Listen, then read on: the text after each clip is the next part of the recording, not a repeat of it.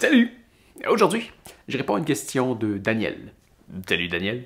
Daniel, elle se lance dans les aventures à vélo et elle me pose quelques questions par rapport à comment est-ce que tu gères les descentes? Arrives-tu à être en danseuse quand tu montes?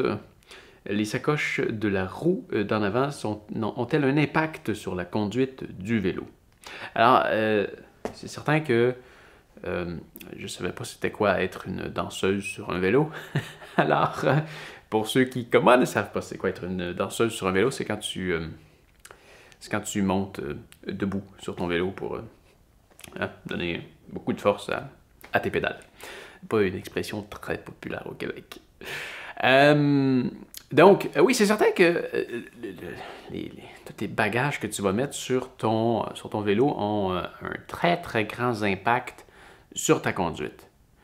À un point tel qu'il y en a beaucoup qui vont se poser la question à est-ce que je mets les bagages sur mon vélo ou sur une remorque en arrière. Personnellement, j'ai jamais voyagé avec la fameuse remorque. Je mets toujours ça sur mon vélo parce que j'ai déjà essayé de traîner un bébé avec une remorque et je trouvais ça très désagréable, l'espèce d'effet de... Je donne un coup, je me sens tiré par en arrière et par après ça, je me refais repousser. J'ai trouvé ça très désagréable. Il y a peut-être des meilleures remorques, mais bref, j'ai pas aimé ça et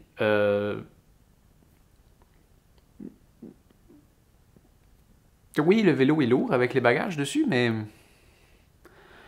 on s'habitue. On s'habitue. On s'habitue à un point tel que quand on revient avec un vélo normal, ça en est troublant de ne pas avoir tout ce poids-là.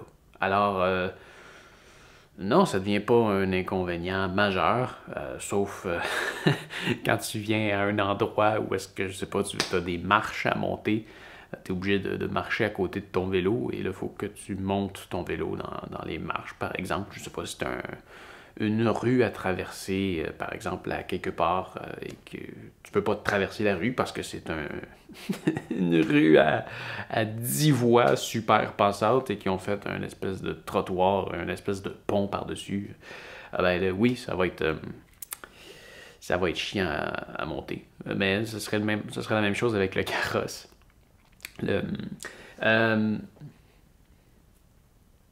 Donc, mais oui, disons dans la conduite en général, tu finis par l'oublier ton poids, à part quand il vente. Quand il vente, tu vois que le vent te rend plus dedans parce que tu as des bagages, c'est ce qui fait un impact contre le vent. Tu vas le remarquer aussi en montant dans des côtes parce que ça fait beaucoup, beaucoup, beaucoup plus de poids à monter.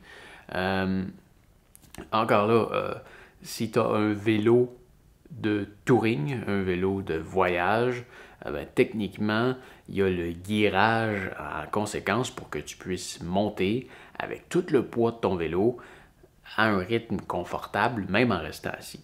Mais oui, ça m'arrive souvent quand même de me mettre debout. Ça va arriver surtout dans les très, très, très, très, très, très, très grandes montées où est-ce que j'ai des pédales à clip, ça, je dis tout le temps, les pédales à clip, c'est génial. Ça te permet justement d'avoir beaucoup, beaucoup, beaucoup plus de force quand tu montes parce que tu peux pousser et tirer en même temps, ce qui est complètement génial. Je me passerai plus jamais de ça, même en voyage. Mais si je vais changer vers le mode debout, ça va surtout pour me reposer les muscles un peu, de forcer d'une façon différente sans devoir arrêter. Donc, je vais alterner entre pédaler debout et assis avant, poussant, tirant. Ouais. Pour les descentes, ça, c'est une autre chose qui peut paraître étonnant et on s'en rend compte quand on commence à en faire. Descendre avec le poids du vélo, son poids et le poids des bagages, c'est beaucoup plus technique. Faut faire attention parce qu'on va prendre beaucoup, beaucoup de vitesse. Faut faire attention à la route parce que s'il y a des... si tu vas passer sur une bosse, sur un nid de poule ou quelque chose comme ça, tu as beaucoup plus de chances d'endommager ton vélo qu'avec un vélo très léger parce que c'est lourd. Et ben, tu vas prendre énormément de vitesse et tu pourras probablement pas tourner aussi serré qu'avec un vélo de route. Donc, il faut que tu fasses attention à ne pas trop en prendre. Il faut que tu fasses aussi attention à tes freins. Parce que mener des freins qui chauffent, ça freine plus bien. Alors, ce que je fais en descendant, c'est que je vais alterner. Je vais freiner légèrement avec mon frein en arrière. Je vais freiner légèrement avec mon frein en avant. Je vais alterner comme ça. Disons 5 secondes en avant, 5 secondes en arrière. Parce que sinon, tu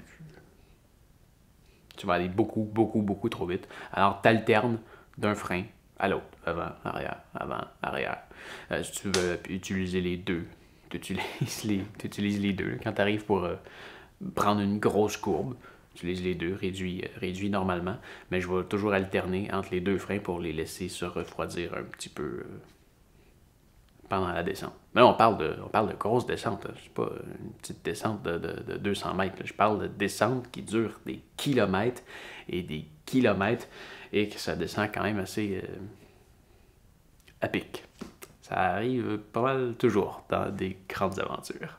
Et enfin, tu me demandais si les sacoches de la roue dans l'avant ont un impact sur la conduite.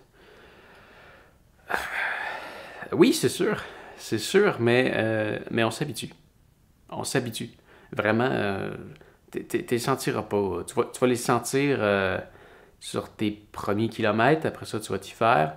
Jour 2, jour 3, jour 4, là t'es complètement habitué. Et quand tu retournes sur un vélo normal, tu vas être habitué à donner de la force sur chacune de tes poignées et sur ton guidon, en fait.